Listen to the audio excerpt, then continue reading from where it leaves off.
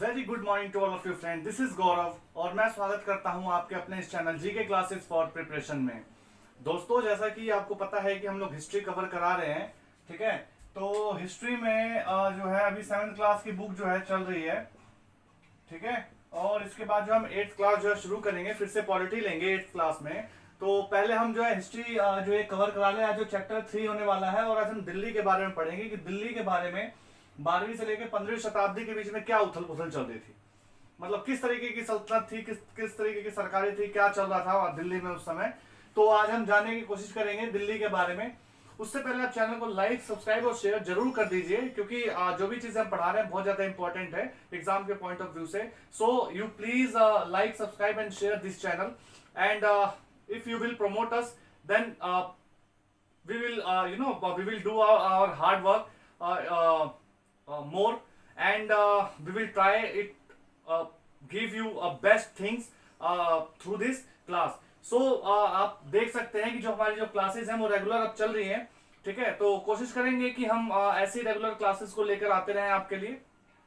इसके साथ ही जो है हम आपको पीडीएफ भी प्रोवाइड कराते हैं, जो पर डे की जो हम क्लास लेते हैं उसके साथ हम पीडीएफ भी प्रोवाइड कराते हैं। पीडीएफ जो हम टेलीग्राम पे डाल देते हैं @GK क्लासेस फॉर प्रिपरेशन, और इसको आप कैपिटल लेटर में ही लिखिएगा। और मैंने जो चैनल है, चैनल पे ही जो है मैंने डिस्क्रिप्शन में जो है अपना नंबर जो है डाला हुआ है, आप उससे भी पीडीएफ को उससे भी जाके टेलीग्राम ज्वाइन कर सकते हैं और आप पीडीएफ जो है डाउनलोड कर सकते हैं, ठीक है। तो चलिए शुरुआत करते हैं। आज की जो क्लास होने वाली है, आज हम पढ़ेंगे दिल्ली के बारे में, जो 12वीं से लेकर 15वीं शताब्दी तक जो है दिल्ली में क्या उथल पुथल चल रही थी, किस तरीके से सुल्तान और किस तरीके से नींव थी वो दिल्ली की जो है रखी गई थी। तो चलिए शुरुआत करते हैं। तो हमने पिछले अध्याय में क्या पढ़ा? हमने पिछले अध्याय में पढ़ा था कि जो क्षेत्र थे वो किस तरीके से जो छोटे छोटे जो क्षेत्र थे वो किस तरीके से बड़े क्षेत्र बन गए और किस तरीके से राज्यों के केंद्र स्थापित हुए, ठीक है।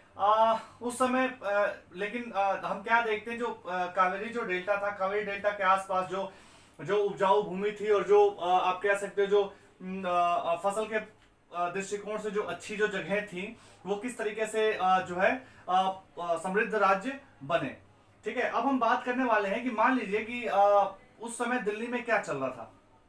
दरअसल दिल्ली जो है उस समय तक दिल्ली में कुछ नहीं था। देखा जाए तो दिल्ली जो थी वो 12वीं शताब्दी में एक महत्वपूर्ण शहर बनी है, ठीक है। उससे पहले दिल्ली में हमें कुछ देखने को नहीं मिलता है, लेकिन जो 12वीं शताब्दी में महत्वपूर्ण केंद्र बन गई दिल्ली, ठीक है। सबसे पहले जो है यहाँ पे तोमर जो तोमर राजपूत थे, तोमर और राजपूतों के काल में ही दिल्ली किसी राज्य की राजधानी बनी, ठीक है। तो 1130 से 1145 का इनका जो तोमरों का जो टाइम था वो था, ठीक है। और 12वीं शताब्दी के मध्य में 1130 से 1145 तोमरों को जो है अजमेर के चौहानों, जिन्हें चहमान नाम से भी जाना जाता है, उन्होंने परास्त किया। किसने परास्त किया? तो अजमेर के चौहानों ने उन्हें परास्त किया।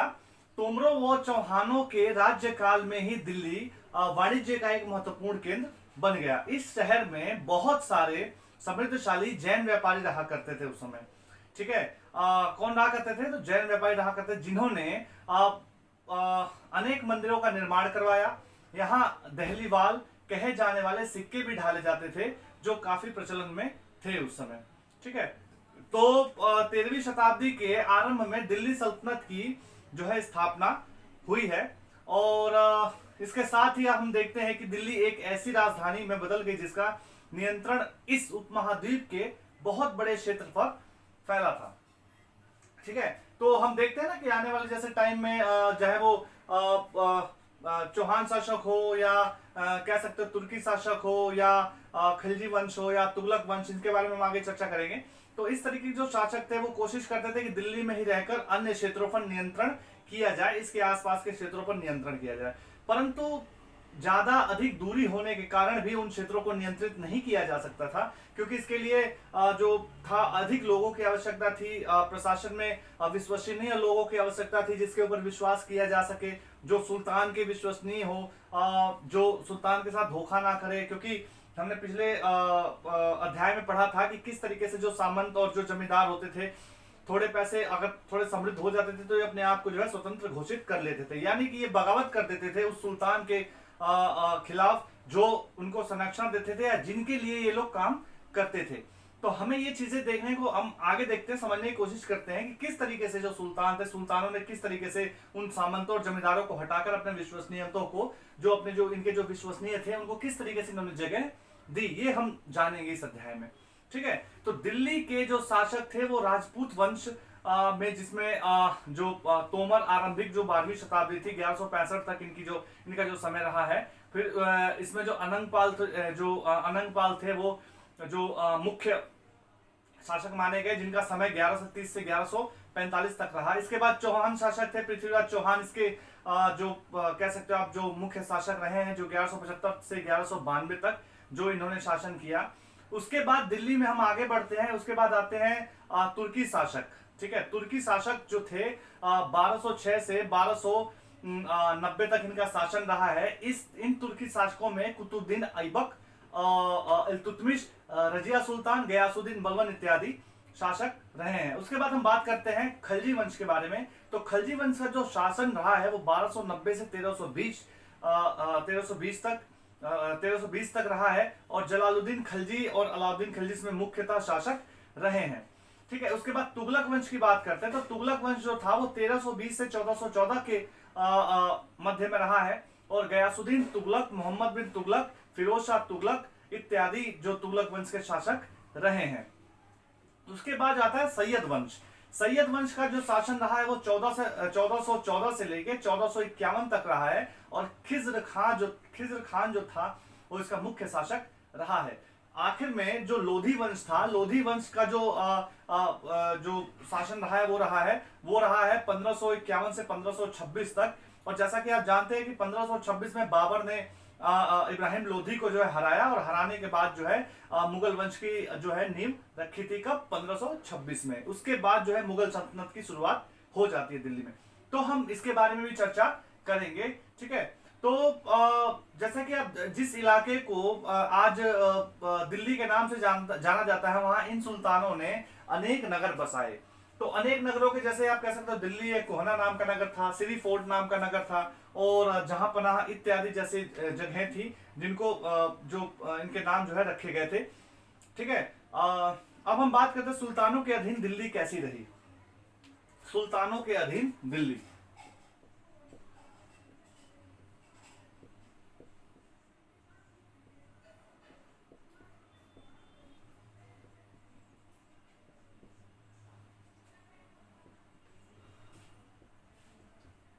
बात ऐसी है कि अगर जब हम ये चीजें हम समझ जाएंगे ना एक बार, तो ये समझने के बाद हमें काफी आसानी होगी आगे के चैप्टर्स को समझने में। क्योंकि जब भी हम तैयारी करते हैं तो सिर्फ एनसीईआरटी से तैयारी नहीं करते हैं, एनसीईआरटी को बेस मजबूत करने के लिए इस्तेमाल किया जाता है। जो छोटी छोटी चीजें हैं उनको जानने के लिए इस्तेमाल किया जाता है एनसीईआरटी को। तो किसी भी एग्जाम की जब हम तैयारी करते हैं तो एनसीईआरटी हमारा बेस बनाती है, हमारा बेस मजबूत करती है, इसीलिए हम एनसीईआरटी को प्रेफर करते हैं। मैं आपको बताता हूं कि मैं एक किसी के साथ, जैसे कोई एक कह सकते हो रिश्तेदारी का ही लड़का है, तो उसके साथ मैं गया पता करने के लिए। भाई उसको कोचिंग करनी थी, यूपीएससी की तैयारी करनी थी, तो मैं पता करने के लिए गया। तो वहां देखा जाके कि सबसे पहले वो 3 से 4 महीने 5 महीने तक तो एनसीईआरटी पढ़ाते हैं। मैं कई कोचिंग सेंटर्स में गया पता करने के लिए कि भाई मिडिल क्लास फैमिली क्या चाहती है। मिडिल क्लास फैमिली चाहती है कि पढ़ाई भी अच्छी मिले और पैसे भी कम लगे, है ना। तो मिडिल क्लास फैमिली तो यही चाहेगी। तो हम लोगों ने कई जगह पता किया, तो पता करने पे हमको पता चला कि 4 से 5 महीने तो वो लोग जो है एनसीईआरटी को ही कवर कराने में लगाएंगे। तो हमने कहा भैया 5 महीने हम यहाँ वेस्ट करने से अच्छा है कि 5 महीने हम खुद ही एनसीईआरटी की तैयारी कर लेंगे। ठीक है ना। तो कहीं भी आप जाएंगे, किसी भी तैयारी के लिए जाएंगे, किसी भी बड़े से बड़े आप पद की तैयारी करेंगे ना, उसके लिए आपको एनसीईआरटी पढ़नी ही पढ़नी है। ठीक है, तो वही काम यहाँ से शुरू किया गया है। मैंने इसीलिए ये काम शुरू किया है कि आपको यहाँ ना भटकना पड़े। आप चाहे तो यहाँ से सारे चैप्टर्स को देख सकते हैं, अच्छे से वीडियो को पॉज कर करके आप रोक सकते हैं, चीजों को समझ सकते हैं। तो इसीलिए जो है जो ये क्लासेस है शुरू की गई हैं। उसके बाद जो एनसीईआरटी की जो बुक्स खत्म होंगी, उसके बाद हम लोग जो है अदर्स जो बुक्स होती है अदर्स बुक को इस्तेमाल करेंगे। ठीक है, तो सबसे पहले कोशिश ये करेंगे कि 3 महीने के अंदर अंदर या 4 महीने के अंदर अंदर 12th तक की जो बुक्स हैं वो हम एनसीईआरटी की कवर कर दें। ठीक ठीक है, तो सब कुछ ठीक रहा तो हम कोशिश करेंगे कि 4 महीने के अंदर अंदर जो है इन किताबों को खत्म कर दिया जाए। ठीक है, अभी 7 चल रहा है, 7 के मुझे लग रहा है कि 4 या 5 चैप्टर और रह गए होंगे, तो 3 से 4 दिन और लगेगा, फिर 8 शुरू हो जाएगा, फिर 9, फिर 10। ठीक है, फिर कोशिश करेंगे जल्दी जल्दी, आप कोशिश करेंगे कि आने वाले समय में एक दिन में 2 चैप्टर भी कवर करा दें। ठीक है, तो चलिए देखते हैं सुल्तानों के अधीन दिल्ली कैसी थी, किस तरीके से उनको जो है उन्होंने अपना प्रशासन किस तरीके से चलाना शुरू किया। तो इतिहास, ठीक है, इतिहास लिखने वाले जो है तारीख, यानी एक वचन में इसको तारीख बोलते हैं, और तारीख जो होता है वो बहुवचन का शब्द है। ठीक है, तो जो सुल्तानों के शासन काल में प्रशासन की भाषा फारसी हुआ करती थी, जो ये तारीख जो इतिहास था ना वो फारसी में लिखे गए थे। ठीक है, जिनको तवारीख के लेखक, जो इनके जो लेखक होते थे, सचिव होते थे, प्रशासक होते थे, कवि होते थे, और दरबारियों जैसे कुछ जो सुशिक्षित व्यक्ति जो है होते थे, जो पहले जो इन घटनाओं का वर्णन करते थे, वह प्रशासन संबंधी सलाह देते थे। किसको? सुल्तान को। सुल्तान के लिए खास लोग हुआ करते थे जो सुल्तान की कह सकते हो ना बड़ाई में या उसकी तारीफ में जो ये चीजें जो है लिखा करते थे। तो ये शुरू से ये चीजें चलती आ रही है, अशोक के टाइम से ये चीजें चलती आ रही हैं। ठीक है, कि किस तरीके से सुल्तानों के लिए जो है किस तरीके से जो है चीजें जो है लिखी जाती थी, किस तरीके से तभी तो वो आज चीजें हम लोग पढ़ पाते ना, शिलालेखों पे, ताम्रपत्रों पे आप जैसे देखते हैं, फिर हमें भोजपत्रों को देखने को पांडुलिपियां देखने को मिल जाती ना, इस तरीके से चीजें हमें देखने को मिलती थी। वो चीजें अभी भी चल रही थी। ठीक है, लेकिन अब जो था वो किताबों का यानी पेपर्स का इस्तेमाल होने लगा था। ठीक है, उसके बाद हम देखते हैं कि घटनाओं के लोग वर्णन करते थे और प्रशासन संबंधी सलाह भी देते थे। और जो ये जो लोग होते थे ना, ये जो सचिव, प्रशासक या कवि या जो दरबारी जो होते थे लोग, न्याय संगत जो शासन था उसको जो है ये लोग महत्व देते थे। अच्छा, ध्यान देने की बात यह है कि जो तवारीख के जो लेखक होते थे वो नगरों में रहते थे। ठीक है, गांव में शायद ही कोई गांव में रहता था, ज्यादातर लोग नगरों में ही रहते थे, विशेषकर दिल्ली जैसे नगर में। ठीक है, ये अक्सर अपने इतिहास सुल्तानों के लिए, उनके मतलब कह सकते हो सुल्तानों के लिए लिखते थे, और उनको खुश करने के लिए जो ये ज्यादातर जो चीजें लिखते थे, अपनी तरफ से भी कुछ चीजें बढ़ा चढ़ा देते थे। ठीक है, किस लिए? क्योंकि इनको ज्यादा से ज्यादा इनाम मिले। हम लोगों ने पिछले चैप्टर्स में भी यही बात की थी कि किस तरीके से इन लोगों ने जो है बढ़ा चढ़ाकर चीजों को लिखा, और किस तरीके से इन्होंने इनाम पाने के लिए, इनाम पाने की लालसा से इन्होंने ये सब चीजें की, ताकि जो सुल्तान है, सुल्तान से इनको ढेरों इनाम मिल सके। तीसरी बात की ये लेखक जो है अक्सर शासकों को जन्मसिद्ध अधिकार और लिंग भेद पर आधारित आदर्श समाज जो था उसको व्यवस्थित करने के लिए बनाने की सलाह देते थे। ठीक है, अब यहाँ पे बात आती है जन्मसिद्ध अधिकार और लिंग भेद, तो इसको समझ लेते हैं। जन्मसिद्ध अधिकार वो होता है जो हमको जन्मजात मिलते हैं। ठीक है, जो हमको जन्म के समय ही जन्मजात जो अधिकार मिल जाते हैं। और लिंग भेद जैसे आपको पता है कि लिंग भेद का मतलब होता है जैसे स्त्री और पुरुष में भेदभाव करना, यानी कि स्त्री और पुरुष में भेदभाव जैसे सलाह भी ये लोग जो है दिया करते थे। मतलब उस तरीके से आदर्श समाज पर आधारित ये समाज व्यवस्था को रखने की सलाह देते थे। अब हम बात करते हैं, इसी में एक कड़ी जोड़ते हैं। 1236 में रजिया सुल्तान जो थी वो बेसिकली आप लोग जानते ही होंगे, रजिया सुल्तान जो है वो इल्तुतमिश की बेटी हैं, और 1236 में इनको जो है राजगद्दी सौंपी गई। इसलिए सौंपी गई क्योंकि जो रजिया सुल्तान थी वो जो इल्तुतमिश के जो पुत्र थे उनमें सबसे ज्यादा होशियार और कह सकते हो कि काबिल महिला थी। और इतिहासकार जो थे वो मिन्हाज सिराज ने लिखा कि वो 1236 में जो है सिंहासन पर बैठती हैं। ठीक है, हालांकि मिन्हाज सिराज जो थे वो इतिहासकार, वो भी खुश नहीं थे उनके सिंहासन पर बैठने। ये एक एग्जाम्पल है कि किस तरीके से उस समय भी जो है लिंग भेद किस तरीके से किया जाता था स्त्री और पुरुषों में। ठीक है, तो वो शासिका बनी और 1240 में उनको जो है सिंहासन से अपदस्थ कर दिया गया, हटा दिया गया। क्यों हटा दिया गया? क्योंकि ज्यादातर लोग उनके खिलाफ थे, वो नहीं चाहते थे कि वो महिला जो है वो शासन करे हमारे ऊपर, क्योंकि ये मानना था लोगों का कि महिला किस तरीके से शासन कर सकती हैं। मिन्हाज सिराज खुद कहते हैं कि महिलाएं जो हैं वो पुरुषों के अंतर्गत आती है, यानी उनके अधीन रहती हैं, तो किस तरीके से पुरुषों के ऊपर महिलाएं जो है वो अधिकार कर सकती हैं, किस तरीके से इनके ऊपर शासन कर सकती है। तो ये जो था वो भी बहुत बड़ा एग्जाम्पल है लिंग भेद का, कि किस तरीके से उस समय भी समाज में लिंग भेद व्याप्त था। ठीक है। काफी मतलब ज्यादातर लोग जो थे उनके जो जो उनका जो शासन था ना, उनके शासन से काफी लोग खुश नहीं थे, इसलिए उनको 1240 में अपदस्थ करके हटा दिया गया। उनको जो है उनकी जगह फिर किसी और को बिठाया गया। तो खलजी और आगे बात करते हैं, खलजी और तुगलक वंश के अंतर्गत प्रशासन कैसा रहा वो हम बात कर लेते हैं। खलजी और तुगलक वंश के अंतर्गत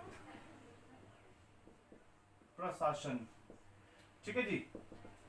तो खलजी और तुगलक वंश के अंतर्गत प्रशासन कैसा था उसके बारे में हम लोग चर्चा कर लेते हैं। तो जो खलजी थे वो 1290 से लेके 1320 तक रहे, और जो तुगलक वंश था वो 1320 से लेके 1414 तक रहा। दिल्ली जैसे विशाल साम्राज्य हेतु विश्वसनीय सूबेदारों की वो प्रशासनिक प्रशासकों की आवश्यकता थी, ठीक है। दिल्ली के जो आरंभिक जो सुल्तान थे इल्तुतमिश ने सामंतों और जमींदारों, जैसे मैंने पहले बताया कि सामंतों और जमींदारों की जगह अपने विशेष गुलामों को सूबेदार नियुक्त करना पसंद करते थे। कौन करता था? तो इल्तुतमिश, ठीक है। तो हम देखते हैं कि उनको जो ये जो सूबेदार होते थे, जो ये लोग विश्वसनीय सूबेदार, इनको उनको उस समय जो है बंदगा कहा जाता था। इन्हें सैनिक सेवा के लिए खरीदा जाता था। इन्हें जो है महत्वपूर्ण राजनीतिक पदों पर काम के लिए प्रशिक्षण दिया जाता था, ठीक है। ये पूरी तरह अपने मालिक पर निर्भर थे, और खलजी और तुगलक शासक बंदगाह का इस्तेमाल करते रहे काफी लंबे समय तक, ठीक है। अपने पर आश्रित जो निम्न वर्ग के लोगों को भी ऊंचे राजनीतिक पदों पर बैठाते रहे, ठीक है। ऐसे लोगों को सेनापति व सूबेदार जैसे पद दिए जाने से जो राजनीतिक स्तर थी वो पैदा हो गई। कैसे पैदा हो गई? क्योंकि भाई जो ब्राह्मण वर्ग के, जो क्षत्रिय वर्ग के कुछ लोग हुआ करते थे, या कह सकते हो जो बड़े जो पदों पर बैठे होते थे, वो लोग इनको पसंद नहीं करते थे। ये मानते थे कि ये तो गुलाम है, गुलाम किस तरीके से हमारे ऊपर जो है शासन कर सकता है। लेकिन जो शासक थे, जो सुल्तान थे उस समय, वो ये चाहते थे कि भाई उनको ऐसा आदमी मिले जो विश्वसनीय और जिनके ऊपर आंख बंद करके भरोसा किया जा सके।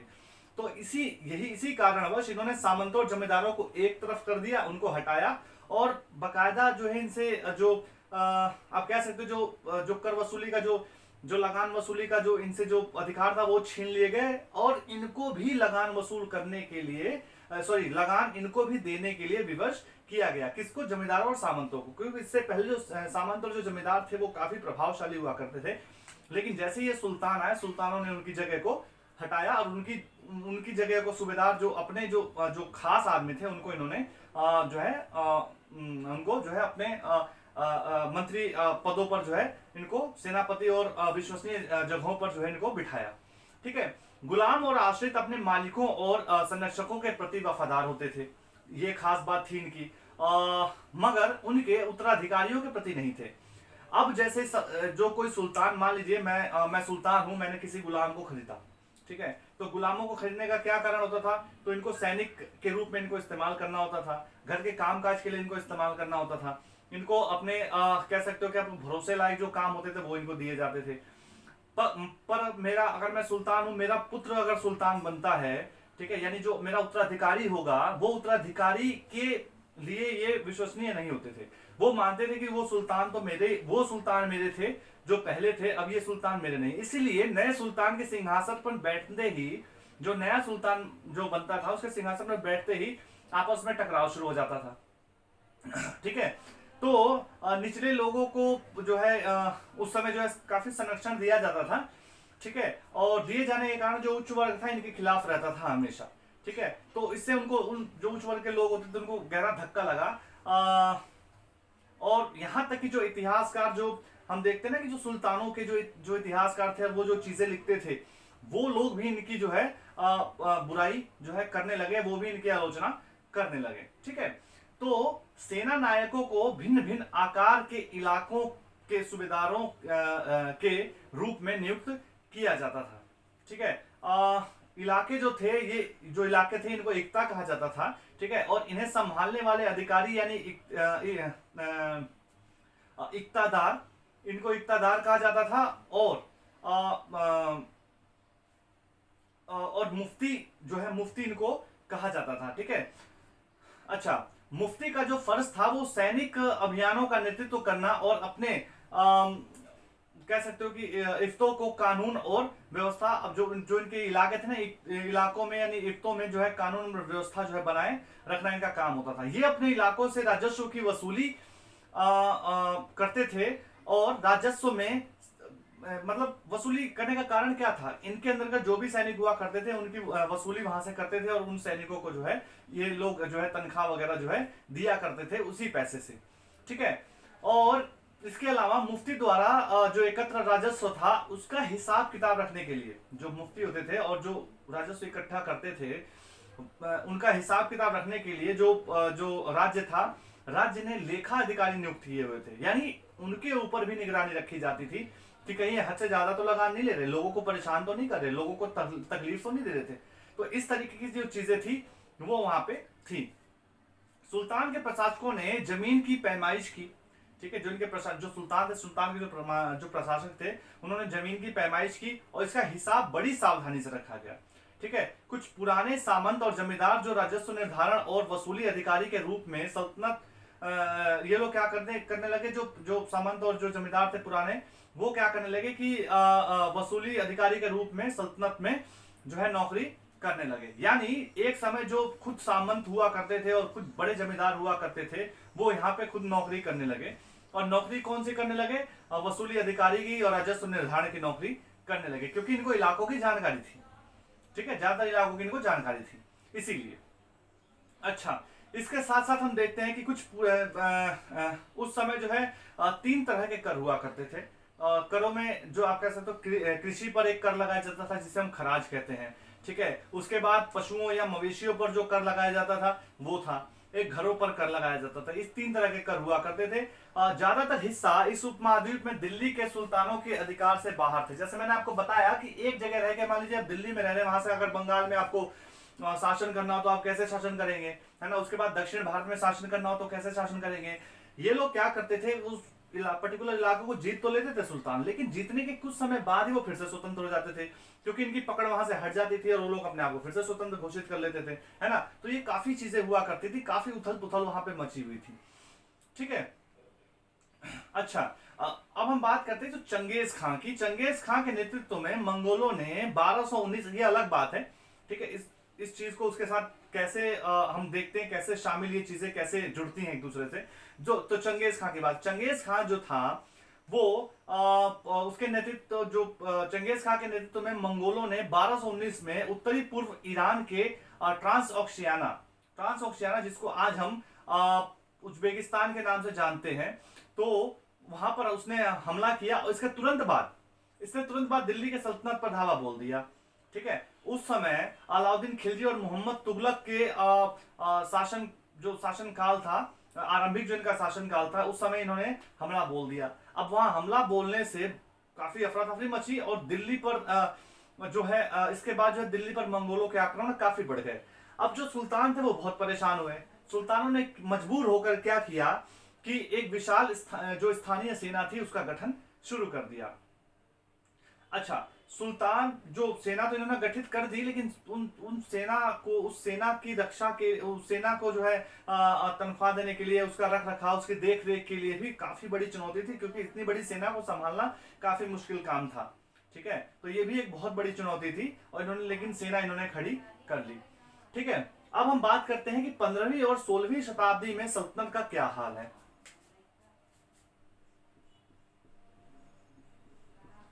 15वीं व 16वीं शताब्दी में सल्तनत। अब हम देखते हैं कि 15वीं और 16वीं शताब्दी में सल्तनत क्या है, कैसे है। ठीक है। तो तुगलक वंश के बाद हम देखते हैं कि तुगलक वंश के बाद 1526 तक दिल्ली तथा आगरा पर सैयद तथा लोधी वंशों का राज्य रहा। जैसे मैंने बताया ना कि लोधी वंश को हराया किसने? बाबर ने हराया 1526 में। उसके बाद मुगल सल्तनत की नींव रख दी गई। तब तक जो था आप देखोगे कि जो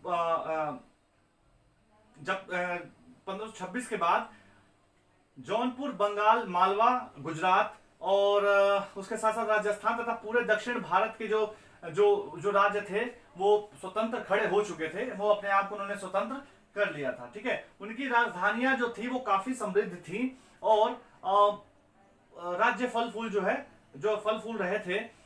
इस काल में अफगान तथा राजपूतों जैसे नए शासक जो समूह थे वो उभरे। ठीक है, और इस समय जो है स्थापित राज्यों में से कुछ छोटे तो कुछ बहुत, मतलब कह सकते हो छोटे तो थे लेकिन काफी शक्तिशाली भी राज्य थे। उनका शासन बहुत ही कुशल और सुव्यवस्थित तरीके से चल रहा था। अब हम बात करते हैं शेरशाह सूरी के बारे में।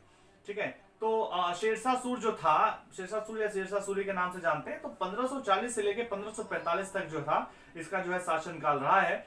ये बिहार में अपने चाचा के एक छोटे से इलाके का प्रबंधक था। चाचा के यहाँ पे छोटे से इलाके का प्रबंधक था और प्रबंधक के रूप में इसने वहां पे काम करना शुरू किया। आगे चलकर इसने इतनी तरक्की की कि इसने मुगल सम्राट हुमायूं तक को हराया।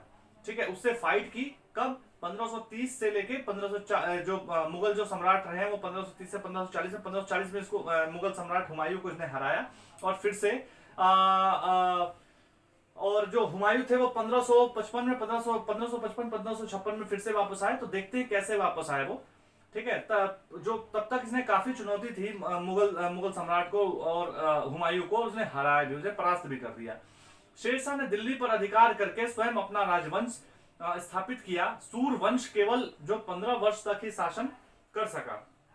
क्यों कर सका? क्योंकि हम देखते हैं कि जो 1540 में जो शेरशाह सूरी था वो 1540 से 1545 तक रहा। उसके बाद 10 साल जो इसके जो शासक थे ना वो काफी कमजोर थे और काफी, आप कह सकते हो भाई मुगल शासक तो मुगल शासक ही थे ना उस समय।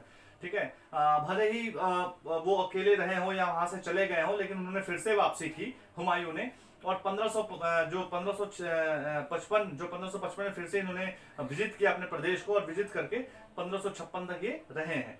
ठीक है, 1556 के में फिर से ये वापस आ गए। तब तक जो था वो 1540 से लेकर 1555 तक सूर वंश का शासक रहा है। और जो शेरशाह सूरी थे वो खास तौर से 1540 से 45 तक रहे हैं। ठीक है, तो महान सम्राट, जैसा आपको पता है कि जो 1556 में जो है महान सम्राट जो अकबर आए।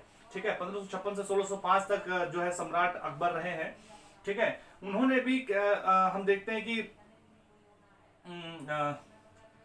अच्छा, उससे पहले हम बात कर लेते हैं कि जो शेरशाह सूरी थे उन्होंने किसकी चीजों को धारण किया, किसकी नीतियों को अपनाया, और किसकी नीतियों को अपनाकर उसके रास्ते पर चल के उसने जो है मुगल जो साम्राज्य यानी मुगल सल्तनत जो उस समय रहा, उस मुगल सल्तनत पर उसने प्रशासन किया। तो इसने कॉपी किया किसको? अलाउद्दीन खिलजी को। उसे कई तरीके अपनाकर उसने और जो अपना साम्राज्य था काफी चुस्त बना दिया। अच्छा, अब इसके बाद बात करते हैं हम अकबर की, जो 1556 से लेकर 1605 ईस्वी तक रहे हैं। जब मुगल साम्राज्य का जो समेकन किया गया इस समय, तो समेकन में उसने अपने प्रतिमान के रूप में शेरशाह की प्रशासन व्यवस्था को ही अपनाया।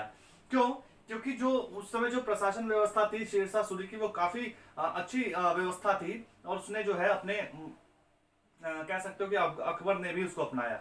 ठीक है, तो ये थी खास बातें इस चैप्टर की। ठीक है, तो ये दिल्ली सल्तनत के बारे में हम लोगों ने बात की 12 से लेकर 15वीं शताब्दी तक। अब हम उसके बाद जो है अगले चैप्टर में फिर से हाजिर होंगे।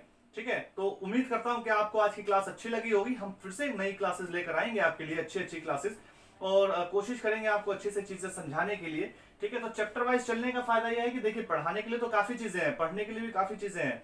ठीक है, लेकिन अगर हम एक एक चैप्टर लेके चलेंगे ना तो उन चीजों को अच्छे से समझ पाएंगे। ठीक है, तो उम्मीद करता हूं कि आपको क्लास अच्छी लगी होगी। आप ज्यादा से ज्यादा चैनल को लाइक करें, सब्सक्राइब करें, शेयर करें।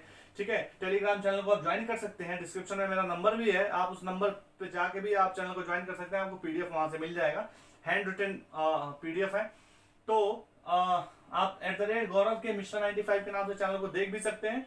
ठीक है, आज की जो क्लास थी वो 74th क्लास थी। ठीक है, हम फिर हाजिर होते हैं एक नई क्लास के साथ। तब तक के लिए आप चैनल को लाइक सब्सक्राइब शेयर जरूर करिए। ठीक है, आप लोग भूल जाते हैं। ठीक है, तो तब तक के लिए नमस्कार, धन्यवाद, अपना ख्याल रखिए, स्वस्थ रहिए, मस्त रहिए, और फिर मिलते हैं एक नई क्लास के साथ। तब तक के लिए नमस्कार।